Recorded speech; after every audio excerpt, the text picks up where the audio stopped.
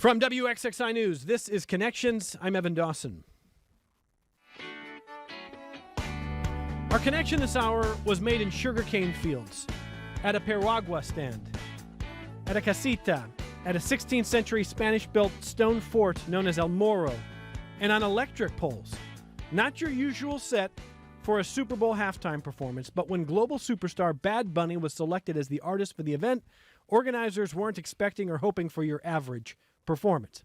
The buzz leading up to the show has continued well after it, with applause and cheers from fans and newcomers alike, to some criticism, as expected, from some on the political right who may have watched or didn't watch or flipped to the Turning Point alternative Super Bowl featuring Kid Rock and others.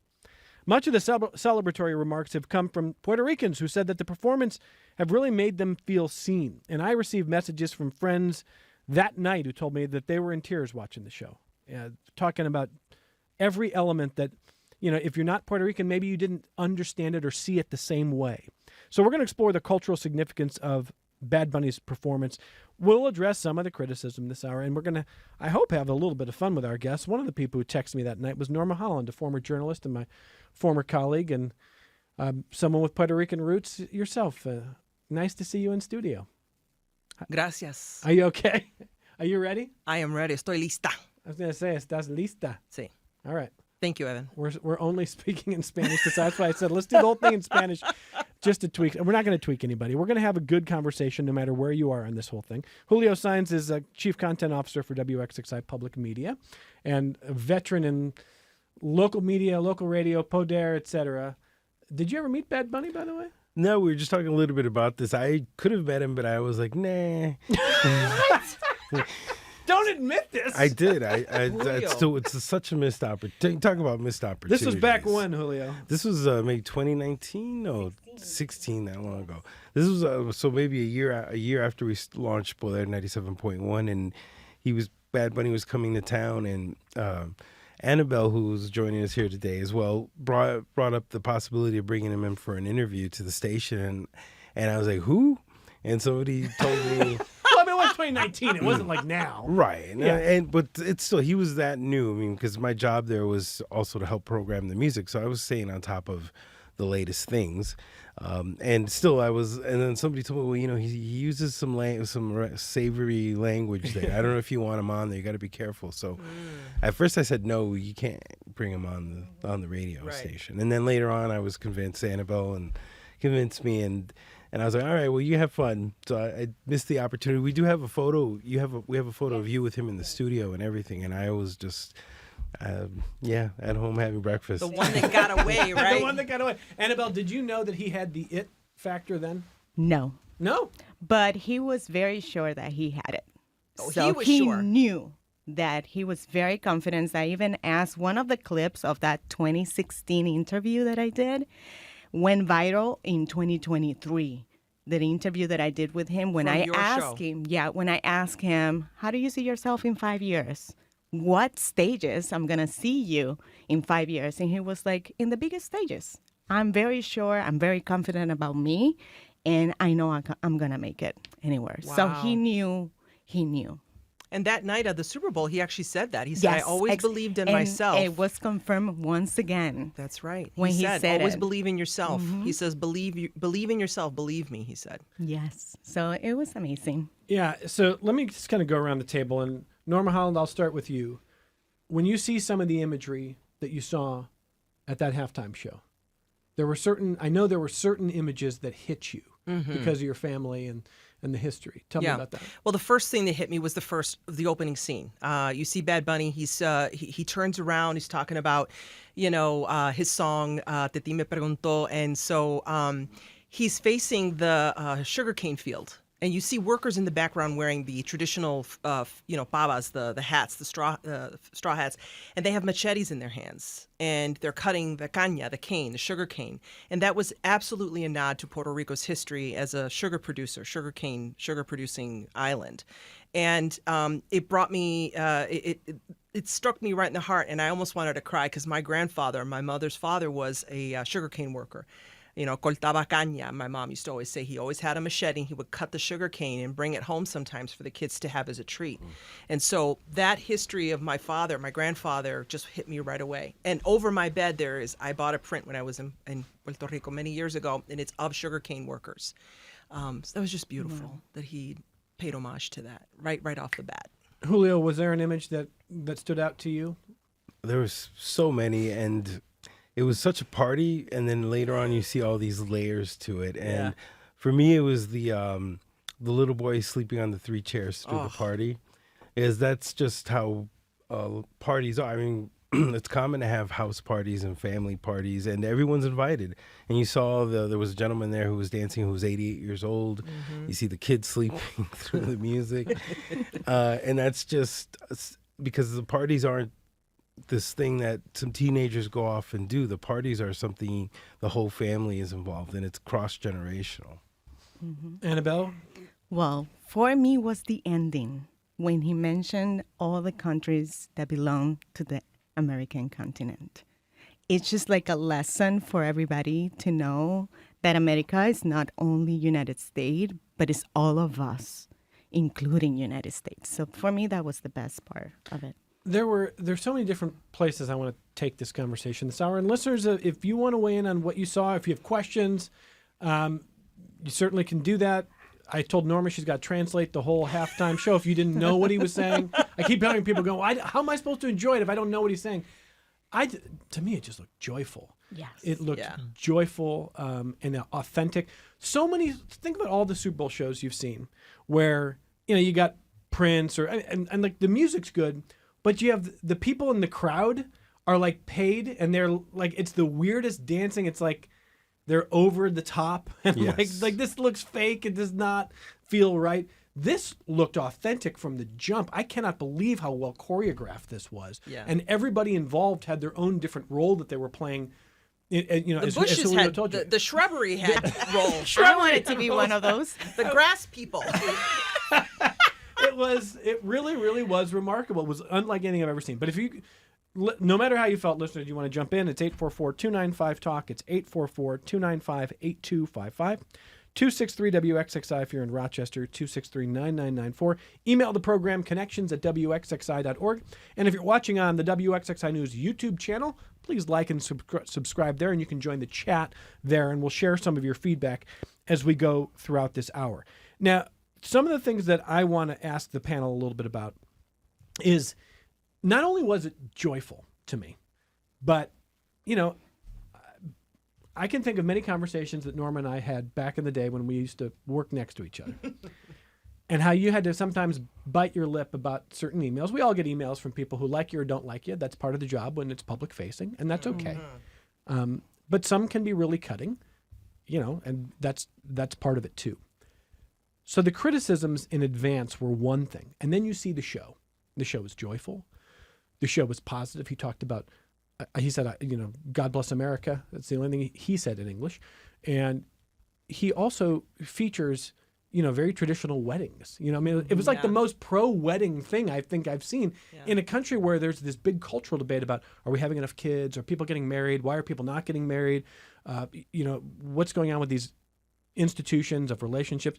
Like that to me almost had a culturally conservative aspect to it. I mean, I don't know, and I don't want to speak for my friends here in the studio, but Latin American culture is can be very conservative. Yeah, I think we can all remember our upbringing, and it was very mother, father, children, and so yes, there is that. That's, I think we all grew up with some of that in our family. But that, by the way, that family or that couple was getting married in real. That was real a real wedding. That was a couple. They asked Bad Bunny to be at their wedding, and he goes, "Actually, I got something for you. How about you come to the show and do it live?" Yeah. So yeah. And even the couple. I mean, she was Latina and he was non-Latino. So really? I was reading about that. Just even the symbolism of that, just in him inviting that couple there to be married live on air, and then it just cuts to this party, which Yeah. I keep I mentioning the know. party. But that's- Because I mean, it was a honestly, party. it was a huge party. The whole It was thing. a celebration. It was so much fun, and I'm sure. I mean, Annabelle, we were talking earlier about the dancing. We were just jumping up and down dancing while we were watching it. It's just the reactions. Any reactions you see online in social media is what I experienced and what I did. So Yeah. I jump, Yeah. I stand up, I dance, I Right. cry, I Yeah. scream Yeah. when I saw Lady Gaga Yeah. performing, not expecting that. Someone said she had on a dress that looked like a Dominican bizcocho cake. Yes. Bizcocho, which is cake, postre, right? A dessert. Yes, a but it's so cake. funny. She looked That like a was cake. funny. Yes, yes. And yeah, so it was very impressive and just see every little detail and how much attention he paid to put that together because it represented everything. And not only that, it's like everything was real. Right. It We was have the such stands. The piragua stands. Yes. Right, all the little businesses that were represented there. I intentionally putting all these folks and the dignity of their work on stage. You know, the guy making tacos, the guy making Yep. snow cones, the people in there's a barber shop, the lady in the bar who was a famous person in the community in New York City. All those places, the guy selling jewelry, those were all people. Back to the sugarcane workers. And it really represented the diaspora of you've got people who are in the countryside of Latin America, but also the cities and the street life and paid homage to that but he made it about everybody else and that's what I thought was so beautiful is he could have made it all about him, right? But Yes. instead it was about showcasing the diversity of Latin American culture. Yes, And celebrating all these people that have come to this country to work. yes. And, we are immigrating here, but we also we're coming to work, we're coming to make a life. Right. And take advantage, of course, of the opportunities that United States bring into everybody. So Right. it was very nice. It was very nice to see. It was Juan Carlos, me parece, que it was the person that it was at the Piraguas. Yeah. A famous Cuban basketball player who belongs to the Basketball League of Puerto Rico. Wow. So seeing personalities like that is amazing. Pedro Pascal. I mean, it was like an Easter egg hunt, right? Like, Oh yeah. Yes, pick yes. one, pick something. So I was going to get Whitney's phone call, but Whitney hung up. But I'll read the Oh, comment sorry, Whitney. that Whitney sent in here, and it's going to dovetail with a clip of sound here. Whitney called in to say that she translated one of the songs and found it full of vulgarity, and that bothered her. Okay. I want to listen to, we have a sound clip from Congressman Mark Alford, who says he also doesn't speak Spanish, but he's starting an investigation, and all they've got to do is track down enough people who can translate Spanish. What is going on in the Republican Party? There's nobody speaking Spanish. Listen to Alford talking about Bad Bunny. Over to the Bad Bunny bad performance of the Super Bowl halftime. We are still investigating this. There's a lot of information that has come out about the lyrics. I saw the halftime show and we're switching back and forth with the TPUSA halftime show.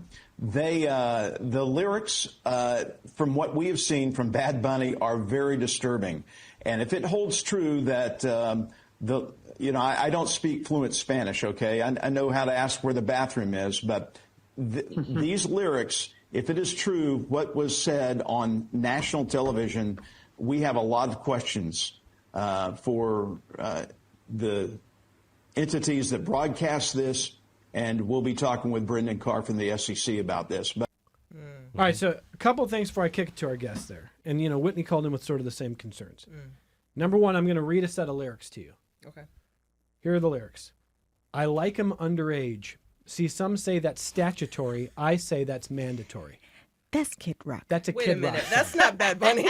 That's a Kid Rock song. Yeah. Yes. That's the guy who was on the TPUSA stage. Exactly. That's All Kid the Rock. family values there, huh? Now, if your concern is, well, I've seen, because what Congressman Alford, who I have to say this, I'm not trying to be demeaning here, but you're on national television days later and you're still investigating the lyrics that were said. Do you not have one Spanish-speaking friend who could just sit down and tell you what he's saying or singing? Sure. What is going on here, man? But set that aside. I think what he's saying is he's heard some of Bad Bunny's lyrics in other songs before the Super Bowl, and some he didn't like. And therefore, he wants to find out if those were sung, which he should have known by then. Number one, you're going to have the same concern about Kid Rock, I assume, but he's not expressing the same concern about Kid Rock. For consistency's sake, I would think that you would, but he didn't.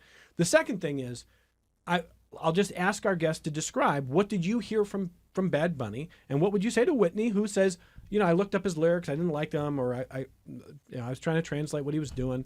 So Anabelle, what do you want to say to Whitney? And Well, most of the bad words that he says in his songs were muted.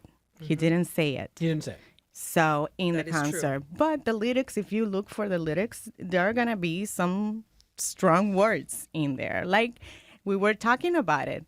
Any other artist here right now has strong words and bad words in their songs. Or suggestive lyrics. Yes, Yeah. exactly. So, but they were muted in the concert, in the halftime show. So I don't know. Yeah, let's talk about Prince, who's considered to have the greatest performance of all time. They started a whole movement to put stickers on albums and records because of some of his lyrics. So he had lots of lyrics at different points in his career. It doesn't mean that that's what he performed when he was in front of the folks at the stadium, which is Exactly. same thing Right. with Bad Bunny. Yeah, I mean, and look at, I'm gonna underline and underscore what you said, Julio. There's a lot of artists who have suggestive lyrics. I mean, listen to Taylor Swift's latest album. Yeah, I don't know about that. I'm not letting my kids listen to that album from start to finish without, giving them, or finding more appropriate versions of it. I mean, yeah, I get it, Whitney. I totally understand. And here's the best part of this whole thing. If you don't think his music is appropriate for your children, you don't have to let them listen to it. Exactly. You can look for the Kid Bop version. You can find another way to make it so that his music is, us being here today is not us saying he's the greatest Latino artist of all time. You know what I'm saying? My mother doesn't like Bad Bunny from Puerto Rico. She doesn't like it. Every time I play a song, she goes like that. So to me, it's I want to say more about this, Evan, but I think that the rage might be misplaced on the whole. And I could suggest other things that people could read right now that are out in the open that might be more rageful about, or have parents might be more concerned about. Well, we have bigger problems right now, I believe, in the political environment, the environment that we are right now at this moment, to be worried about what didn't halftime happen. performance What or- didn't happen. Yeah, The collective body of an artist's work. You could find any artist and do the same thing. End of story. well, and that's where I just want consistency. So if Whitney is concerned about the lyrics, you got, by the way, the lyrics not that were sung at the Super Bowl, which In general, I get, yeah. But Norma, before the Super Bowl was even over, somebody had posted, and this went super viral. Like, oh, I translated Bad Bunny's lyrics, and look at all this vulgar stuff. Yeah, but he which didn't was say not, those. which He didn't say that in is the not show. correct. But regardless, you can find some vulgar stuff in Bad Bunny lyrics. You can find some very vulgar stuff in Kid Rock lyrics. You can find some vulgar stuff in some Prince lyrics. You can. It's out there in Taylor Swift. I said last week, I'm the old man yelling at clouds who didn't like what Chappell Roan wore to the Grammys. I was like, that was a little much for me. Everybody's got different lines. Absolutely. I just asked you to be consistent and not immediately jump in with the outrage. That's all I'm saying. Because I didn't see vulgarity. I saw joy. And I saw light poles. I saw electricity grids. Thank you for bringing that up. Very important. I saw some stuff that He was calling we attention might to miss real it if problems. we didn't grow up in Puerto Rico. Tell me about that. 100%. That's about the power outages and the aging infrastructure and Luma and all of the crumbling infrastructure of the island. That was a nod to the real problems of the inhabitants and the citizens of that island, which, by the way, they are American citizens, and that's all. I just want to point that out to people. Jones Act. So look, that to me was another thing. It wasn't just a party. It was also a call to action and the positive message. And if all we're going to do is sit there and focus on the lyrics in some of his songs or the songs that he sung that night that were edited for the audience and muted, then we're missing the whole point. But Of course. we've done that before. Yeah, and I gotta say that whole thing about the electric pole, it doesn't just apply to Puerto Rico. It applied to many countries in the Caribbean. My country, I'm from Dominican Republic, so we're still having issues with the electricity in my country. So lights go off for hours, and we don't know why, but we still have to pay it.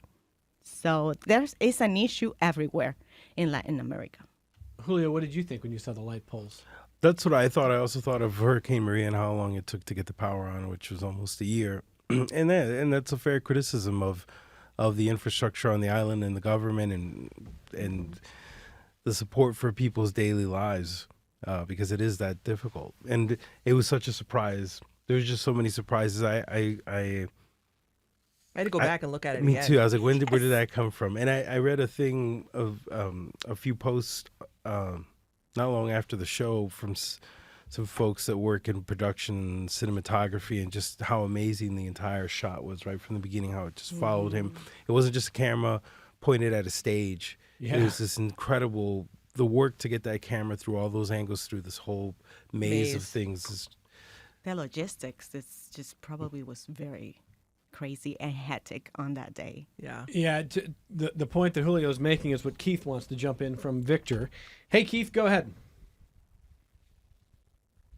Are you there, Keith? Do we have Keith?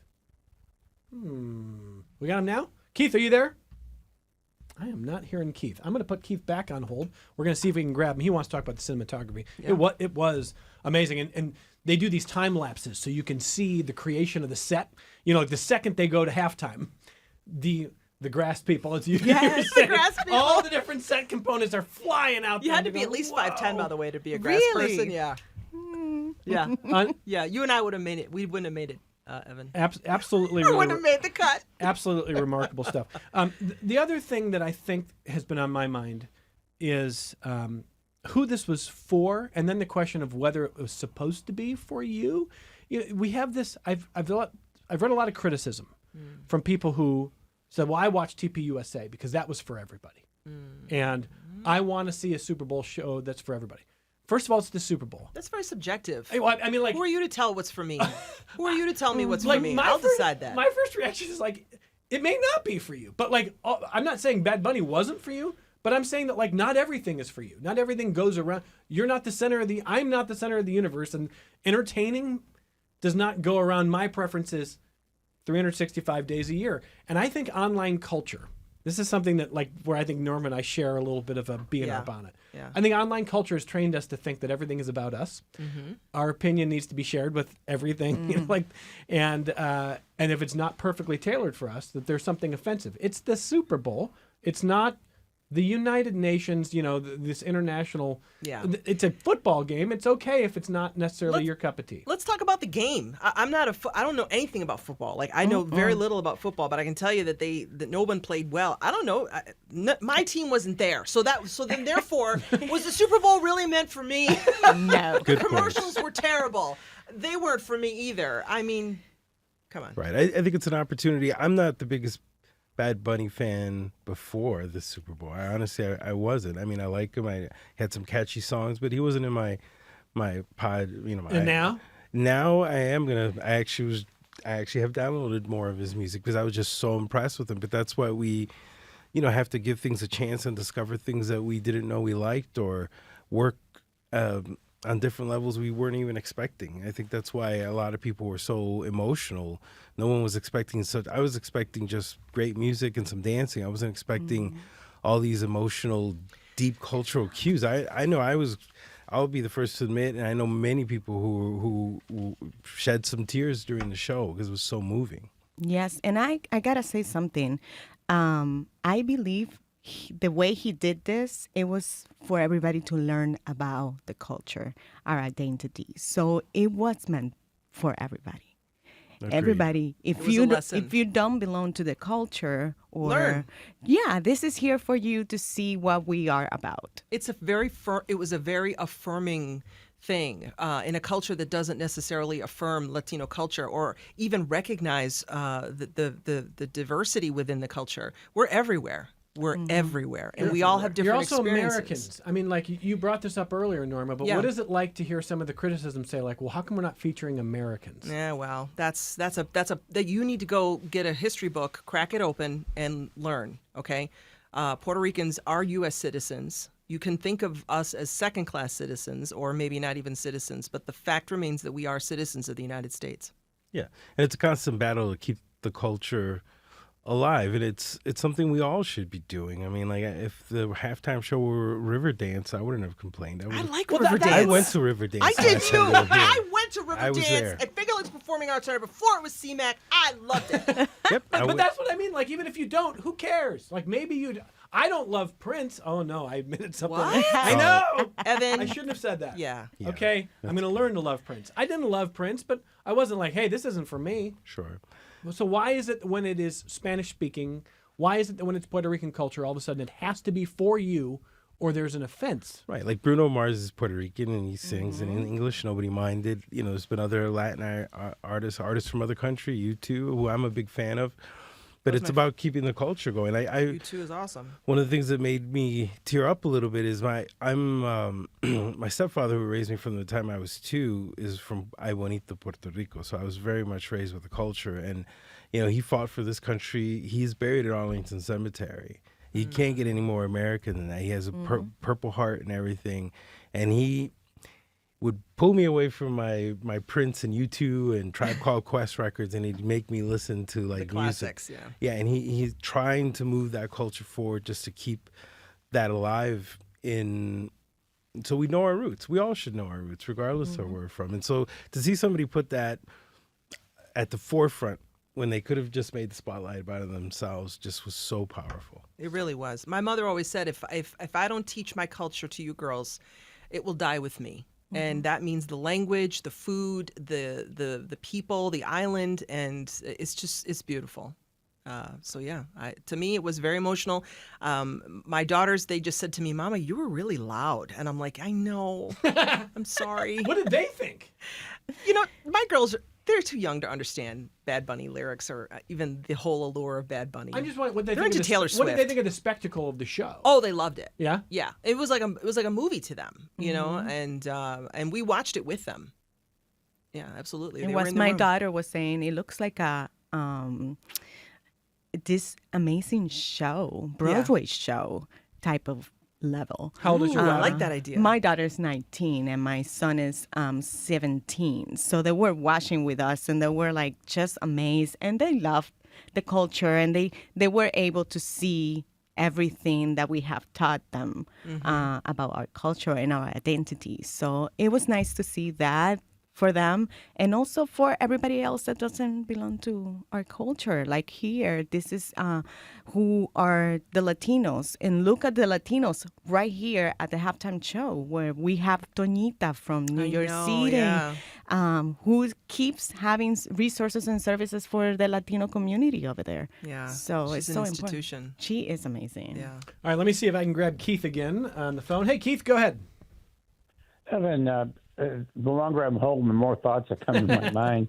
But if you Google Bad Bunny Lego, last year in July, they proposed a Lego idea of the Bad Bunny home that was pictured in the Super Bowl.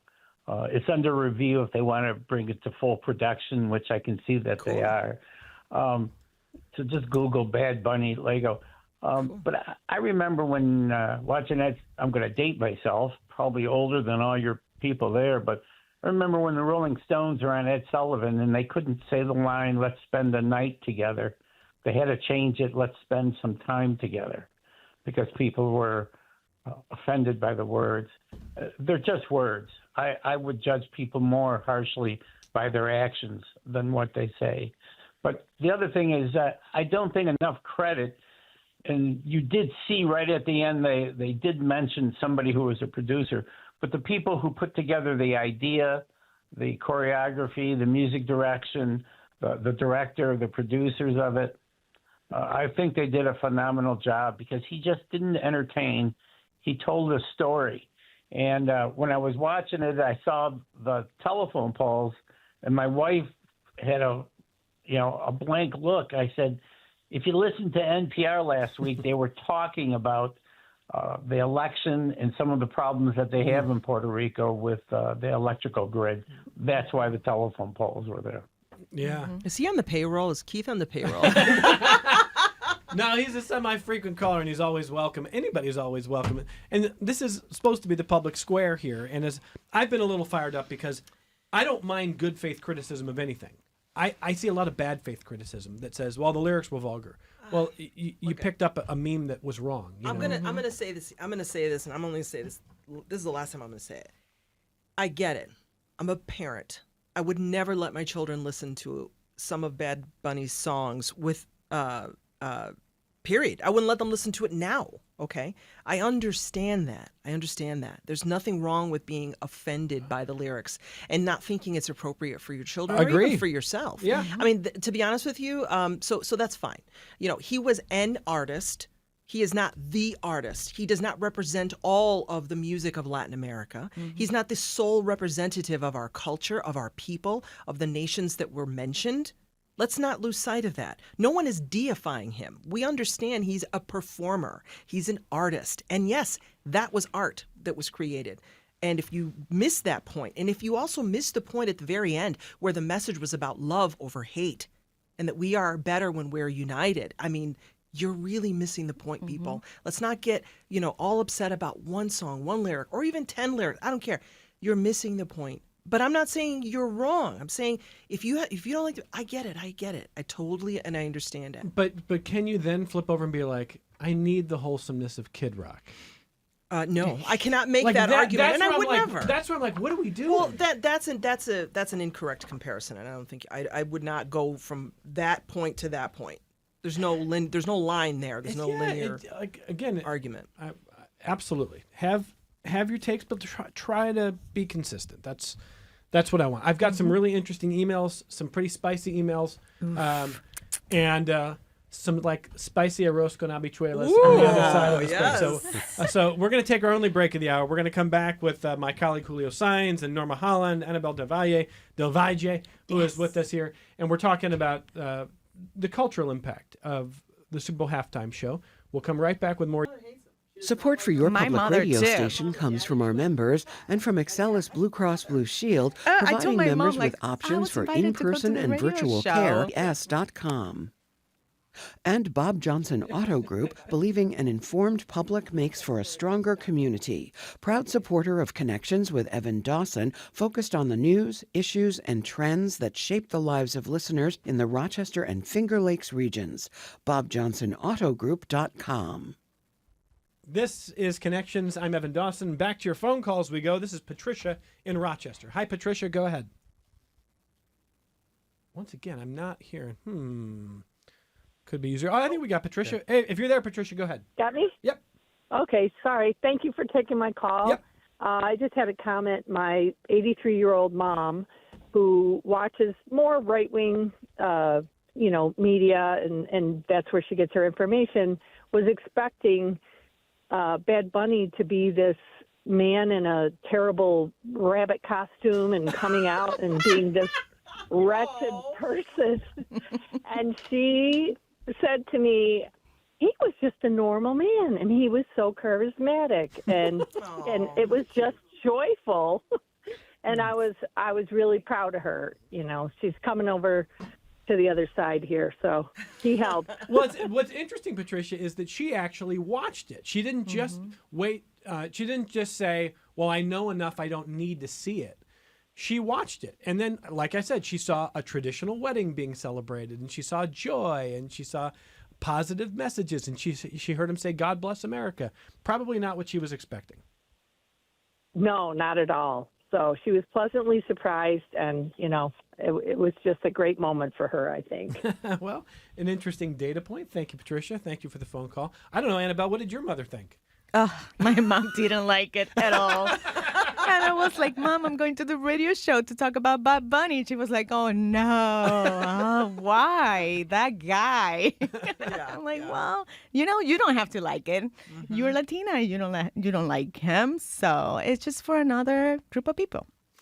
Well, let me go ahead and read some more of your feedback here. Mary says, I'm a 69-year-old retired white lady. I absolutely loved Bad Bunny's halftime show. I could not stop moving or look away from the screen. I was watching closely for the tossing of the paper towels embarrassment, and the fact that he didn't include that, I think even more highly of him that he didn't go to that low-hanging fruit. That's from Mary. True, Mary, but he did not hesitate to riff on the power grid that we've talked about, the issues of the way that Puerto Rico has been treated and governed and given, sort of less attention and less respect. But he did it in ways that, they're dancing on the power poles. It's too bad, though. Well, as you noticed, they were like climbing up and then they were like falling down the power, like kind of like, right. But he's not being given credit for that. Because we don't focus on the positive, we focus on the negative. He did the song of his that Ricky Martin sang was that, don't let what happened to Hawaii happen to Puerto Rico. And that's a reference definitely to some of the gentrification that's happened on the island since the hurricane, where a lot of people left the island, a lot of people have come in, and there's the favorable tax laws. One of my roommates from college, who's a multimillionaire now, he started an online business that made him a multimillionaire. He moved there a few years ago for those tax benefits. Now, I still remember when we were in college, he'd come home and have arroz con gandules and everything with my family. So luckily, he appreciates the culture and he loves it there. He's been there about 10 years now, but there's also that shift happening on the island. I mean, if you think about the island's history was at one point, companies, like you said, those favorable tax laws, it was known as like a pharmaceutical island. Allergan, I remember, had a plant there and would produce products and things. A friend of mine just bought a house in my mother's hometown of Arroyo, and she bought a plot of land with her husband. And she told me, real estate's really tough right now. You got to come in with a high cash offer because a lot of, cash offers are coming in, money from other places and people paying cash for things on the spot. So, I think it's a double-edged sword, right? Investment is good. There can also be a downside to it. So yes, I think that's a cautionary tale. Let me read some more emails that keep coming in here. Daisy says, Evan, we keep hearing that Trump did better in the last election with Latinos. And then Trump comes out and says after Bad Bunny performed that no one could understand him. It's like he's not even caring about some of the people who might have even voted for him. I'm going to read a little bit of Trump's statement. We're not going to make this whole thing about Trump. But the president put out a statement on Truth Social. He said the Super Bowl halftime show is absolutely terrible, one of the worst ever. It makes no sense, is an affront to the greatness of America, and doesn't represent our standards of success, creativity, or excellence, and nobody understands a word the guy is saying. But he watched it. Well, he watched it. So first of all, in Mar-a-Lago, by the way, they showed the scene in Mar-a-Lago. That's what they were watching. They were watching Bad Bunny. But he says, Anabelle, so Daisy is upset that Trump is saying no one understands him when there are 30 million Spanish as a first language, Spanish speakers as first language in this country. Obviously, there's many people who might have even voted for this president, and he's saying you can't even understand the guy. What do you make of that? I don't know. He needs to learn Spanish then. I mean, he is kind of governing Puerto Rico as well, and it's part of the USA. So you should know. In matter of fact, that should be a requirement for the president to know. I want a Spanish. Test. I'll let there be a quiz. Norma, so Daisy says the president is insulting a community that apparently voted in bigger numbers for him in this last election, and he says no one can understand a Spanish speaker. That's too bad. Again, these are missed opportunities for learning and for education. What would happen if we as a nation approached each other with curiosity and wonder? What would happen if I approached you with, Anabelle, I don't know much about the Dominican Republic. In fact, I don't understand some of the words that you use. They're different than my words. And we both speak Spanish. Could you tell me or explain to me what is it about or what is so wonderful about your island? Easy. Right? Yeah. What would happen if that's how we approached each other instead of, your way of doing things doesn't meet my standard of success, art, culture, beauty, whatever. What if I approached each other differently? Mm-hmm. Well, and I'm thinking about the last hour that we had. We talked about birthright citizenship. And there's this Rochester lawyer in the 1880s who ends up arguing a case that became one of the foundational texts about birthright citizenship. And the concern in California was Chinese people. They even passed laws saying we're going to limit the number of Chinese people who can come in. And then, of course, over time, at one point it was Italians and it was Irish. I just want to uphold what Norma says here. I respect anyone's right to not like lyrics or not say that art's not for me. But But there's a difference between that and saying that, you know, your culture is lower standards, doesn't represent our standards, or no one can understand your language when it's Spanish. You know, like that, we have this history of being scared instead of loving and being curious. No, there's no curiosity. There's no curiosity, and I think that if we did that with one another, we would be a whole lot better off. A man reached. I don't know who it was. Someone reached out to me on Twitter and said, or excuse me, X, and he said, "Well, what's next? The halftime show in French, in German, you know, in another language?" And I responded, "I'm like, hey, that sounds great. The more the merrier." You know, I mean, yeah, I don't know. There's no curiosity anymore. But there are so many people here that speak the language, and we are the second minority. Julio, you know more than me. In New York State, we're the largest minority in the United States as well. Exactly. And then there's 20-something plus 30 countries that speak Spanish. So, and then the halftime show is kind of like a global thing. Sure. So. He's the #1 artist in the world and has been for a number of years. So let me just read a few more emails here because I could probably do this all day. Bridget says, you and your guest, Evan, have talked about the Bad Bunny songs with some sexually explicit lyrics, but there's a lot more to his music. Check out his latest album. Lots of very interesting and meaningful songs in traditional music forms and instruments. Shout out to NPR. Heard about Bad Bunny through a tiny desk concert. All right. A lot of great music through tiny desk concerts. Then we got Johnny Mambo coming in here. Look at this. Hey, Johnny. It's a live show here. I know. Hey, welcome. Join us. Grab that microphone if you want there. All right, thank you. You want to introduce yourself? This is live radio here. I feel like love it. It's a party. We're doing it live.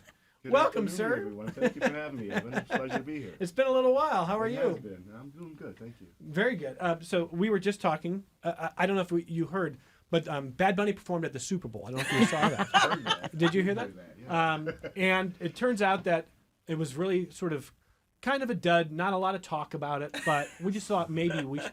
No, there's a lot of talk about it. You want to share what you thought about the Super Bowl performance here? I thought it was amazing. I thought it was great. It was a great performance and a great way to connect with the people who aren't Hispanic. It's a great way to introduce them to our culture and our way of living, the way we put our festivities together. And I thought it was awesome. It was overall just a great show. Favorite part of the show? My favorite part of the show was when I saw the young boy, I believe it was a young boy who was asleep on the chair. Yeah. And his family was partying behind him because that was me back in the day. I was going to ask. I got to get to one of these How parties. many Julio said the quinceañeras same that went thing. late Yeah, into the night? exactly. Yeah, we're leaving in a few minutes. In a few minutes turns into a few hours. About yeah. Bautismo that just went over. So for you, that was the authentic. It was like, Well, that was one of my favorite parts. Yeah. I thought the show in its entirety was authentic, but that was definitely my favorite part. well, we're reading through some emails here, and I'm just going to keep going here. Okay. Couple from Caleb. He says, I love that Benito has not abandoned the LGBTQ plus community by raising queer voices such as Lady Gaga and Ricky Martin. He gave Ricky Martin a chance to perform in Spanish.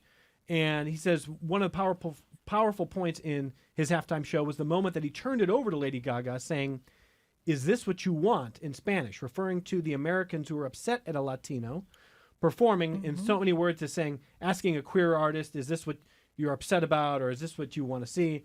He says, I'm wondering if one of your guests would say I'm interpreting Benito correctly there. I only know minimal Spanish. Bad Bunny has more than just made my day.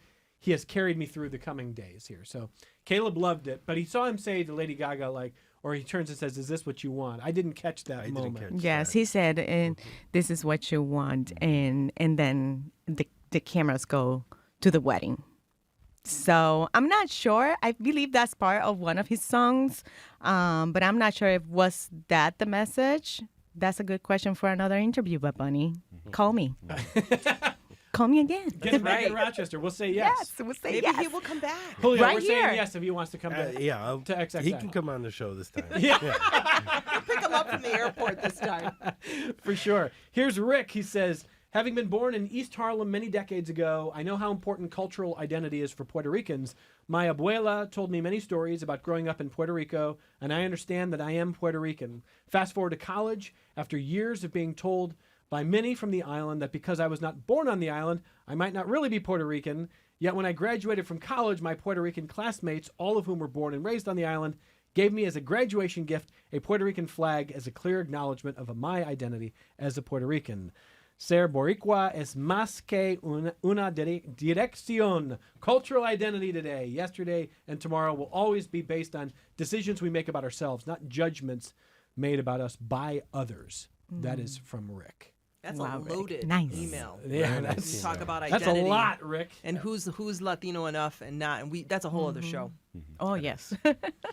Thank you, Rick. And David, writing from Ovid in the Finger Lakes, listening on WEOS Finger Lakes Public Radio, says that so many Americans have a virtually automatic knee-jerk reaction of anything not sufficiently white to them is beyond dismaying to me. I want an America that is accepting and multicultural, not an artificially bleached white supremacist dystopia. People who think America should be exclusively white don't seem to know the history of this continent. If any group is not original to this place, it's white people from Europe. Whoa. All right, David and Ovid coming out strong there. But I hear it, and I wonder, do you see fear in the reaction for the people who didn't like the show or maybe preemptively felt like they were? I kind of thought there's a lot of fear? I do. What do you think people are afraid of? That this country is becoming more black and brown than ever before. That's been happening, though, right? It has. And it's been a fear for a long time. So what do you say to a white neighbor of yours who says, I don't recognize this country. It's not the country I grew up in? Because I'm hearing that a lot in certain parts of certain media spaces. What do you say? It's true. I respect it, but it's true. It is. And don't fear it? I don't. Okay. Invite him to the party. No one should. I mean, we are rich culture. Sure. Learn from us, enjoy us, and come together. And that was the message of Bad Bunny concert. Come unite and come together. We don't have to. It doesn't have to be one group and another group. Why don't you come together? Sure, we've always been here. That's the thing too. You may be seeing us now, but we've always been here. And it's growing, but we've always been here since before the founding of the country. And it's, as I said before, I just, as someone who really loves cultures from lots of places, I'm just amazed that so many generations of other folks from other countries that came before us had to change their names. I don't know how many folks I've talked to who are we always hear that story, who are Polish, and I'm like, well, my real last name was something else, but my grandparents had to change it, or I'm Italian, and like Natalie Merchant from 10,000 Maniacs. Her real last name is Mercado. But her family had to change it from Mercado to Merchant because they were Italian and they weren't accepted. Like, that has to stop. So let me tie a little thread together. One of the guitar players in 10,000 Maniacs, Stephen Gustafson, a distant cousin of mine, because my last name is actually Gustafson, it's not Dawson. Because when my great-grandfather came to this country, he did not speak much English. He had a very heavy Swedish accent. And his would-be employer was like, I do not like your accent. I don't like the fact that you can't speak English, and I don't like your name, and we're going to change it. And they looked at the cabaret across the street, and Dawson was the name of the performer, and they said, that's who you Evan. are. Wow. I thought I knew everything about you. That is not the same as the experience of, sort of black and brown Americans who've gone through much worse. But what it says is we spent a long time in this country a little fearful of anything a little different. And the reaction, I'm with you. I think the reaction is fear-based for the people who thought they just wouldn't like this, and they had to convince themselves to tune out. Again, I'm gonna say it again. If we were to approach each other with curiosity instead of fear, instead of I'm afraid of you because you're different, you're missing out on a whole world of people that you don't get to know because you instantly put up a wall. You don't know how many friendships you could make. You don't know. How many businesses could be started because you talk to another guy who maybe, or another person, another woman, you meet a woman and you talk and let's start a business. All I'm saying is we miss out on opportunities, so many that can yield beautiful things, relationships, businesses, all kinds of beautiful things because we don't want to assimilate, or rather not assimilate because we don't want to associate with one another. So before we lose the hour here, let's drop a little musical rec, because after all, this was a musical performance. Can we dance? I mean, you definitely can dance. Vamos a bailar. Come on, let's go. Slow down, Haas. Are you ready? Slow down, Dawson. I'm probably gonna tear an ACL. I'm not as young as I used to be, Norma. Let's go around the table. What are you listening to these days? What's good? I am definitely listening to Bad Bunny, but my favorite genre of music is rock and roll music, to be honest with you. Yeah. Yeah. For me, right now, I'm listening to Raguayana, a group of Venezuelans. They are a little bit like tribal music, but with Latin rhythms too. So Okay. Julio Sáenz? Khruangbin, which Who? is a Khruangbin. It's this great band from Houston, and they're very multicultural. The bass player is Mexican American, the drummer's African American, the guitar player's, Anglo, and one of the baddest guitar players I've heard in a long time. And the name is from the Thai word for airplane or something like that. So it's very multicultural. Cool. We play them here on the Route quite a bit, but it's a great band, Khruangbin. Nice. Julio's a man of the world. He knows every. Is. I think Julio actually knows everybody. He does. Okay, what are you listening to? I'm listening to whatever my children want to listen Yeah, to. that's exactly. Right? I'm a mother. I got an 8-year-old. I got a 10-year-old. I play whatever they want. If you've got kids of a certain age. Yes. Yeah. I'll close with this here. Joel said, why aren't we talking ever about the fact that the first non-native language of the Americas is Spanish? Talking about colonialism and how that even happened. It's a whole other story, Joel, but it's tied to this. Of course it is. One of the things I appreciate most about what Bad Bunny did was it was an incredibly entertaining show. You do not have, my Spanish is poor these days. It was better back in. It was better when we worked together. It's better. Evan. It's better. It's been a long time since La Universidad. And I still could barely pick up any because it's so fast, right? I'm all like, Más despacio, Bad Bunny, please. Yeah. But it was beautiful. It was interesting. It was fun. And it was joyful. And it was a lot of history. It was a lot of teaching. If you're paying attention to what our guests have been talking about, these elements that they picked up on that you might not have picked up on, what an amazing performance and what an amazing show and production top to bottom. So can I just thank all the guests for coming in and bringing it home with us, and I really appreciate your perspectives here. I know you are all very busy. I know that guy's busy. Thank you for cutting an hour out of your day. That's my boss. Thank you, Julio. Pleasure Great to see here. you. Thank you. Norma, Johnny, Thank look you. at Anabelle. Anytime. Let's come back. Let's keep talking. Yeah, Thanks, call me. everyone. And from all of us at Connections, thank you for listening. Thank you for watching. If you're on the YouTube stream, wherever you're finding us, whatever platform, thank you for supporting your public media. Hey!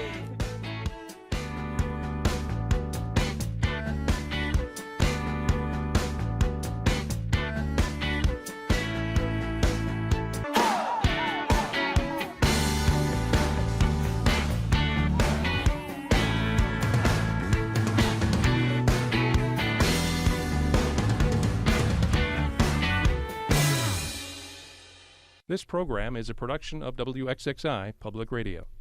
The views expressed do not necessarily represent those of this station, its staff, management, or underwriters. The broadcast is meant for the private use of our audience. Any rebroadcast or use in another medium without expressed written consent of WXXI is strictly prohibited. Connections with Evan Dawson is available as a podcast. Just click on the Connections link at WXXInews.org.